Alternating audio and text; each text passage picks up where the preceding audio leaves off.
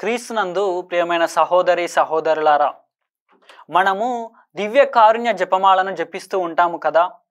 ఆ జపమాలను క్రీస్తు ప్రభు ఎవరికి బయలుపరిచారో తెలుసా? పునీత ఫౌస్టినమ్మ గారికి. అయితే పునీత ఫౌస్టినమ్మ గారు ఒకసారి వారి మఠంలో ఉన్నప్పుడు సాతాను ఆ మఠంలో అటు ఇటు ఆందోళనగా తిరుగుతూ కన్యాస్త్రీలను వెతుకుతూ ఉంది. మరి అది గమనించిన పునీత ఫౌస్టినమ్మ గారు యేసునామములో ఆ సాతానుతో ఎందుకు అటు ఇటు తిరుగుతూ ఉన్నావు అని ప్రశ్నించినప్పుడు ఆ సాతాను ఇలా అంటూ ఉంది, కన్యాస్త్రీలు ఎవరైనా ఖాళీగా ఉన్నారేమో అని వెతుకుతూ ఉన్నాను అని సమాధానం ఇస్తూ ఉంది.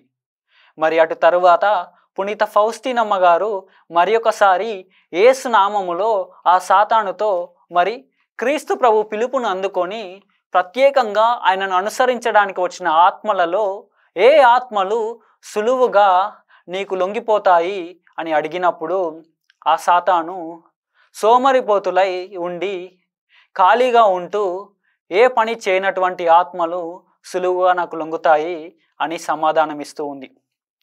నేటి సువార్తలో లూకా సువార్త 5వ అధ్యాయము 1వ వచనం నుంచి 11వ వచనం వరకు మనం చూసినట్లయితే క్రీస్తు ప్రభువు పేతురును పిలుస్తూ ఉన్నాడు. పేతురు చేపలు పట్టడానికి వెళ్ళి రాత్రంతా శ్రమించిన ఒక్క చేప కూడా పడదు.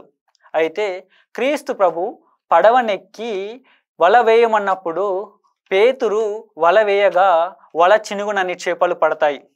అయితే ఒడ్డుకు వచ్చిన తర్వాత పేతురు ప్రభు కాళ్ళపై పడుతూ, ప్రభు నేను పాపిని, నన్ను విడిచిపెట్టి పొండు అని అంటున్నప్పుడు క్రీస్తు ప్రభువు భయపడవలదు, ఇక నుంచి నీవు మనుషులను పట్టి వానిగా ఉందువు అని పేతురును పిలుస్తూ ఉన్నాడు.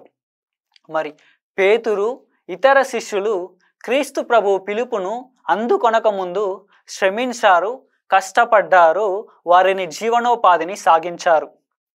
మరి క్రీస్తు ప్రభు పిలుపును అందుకున్న తర్వాత కూడా వారు క్రీస్తు మహిమార్థమై శ్రమించారు, కష్టపడ్డారు, వేద సాక్షి మరణం పొంది ఆయనకు సాక్షిగా నిలిచారు, పరలోక బహుమానాన్ని పొందారు.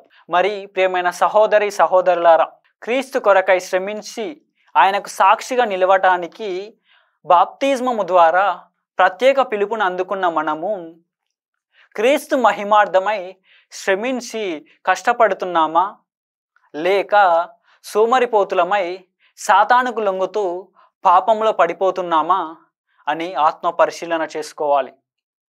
ఆత్మ పరిశీలన చేసుకుందాం, మనల్ని మనం మార్చుకుందాం, ప్రభువు దీవెనలను పొందుదాం. ఆమెన్.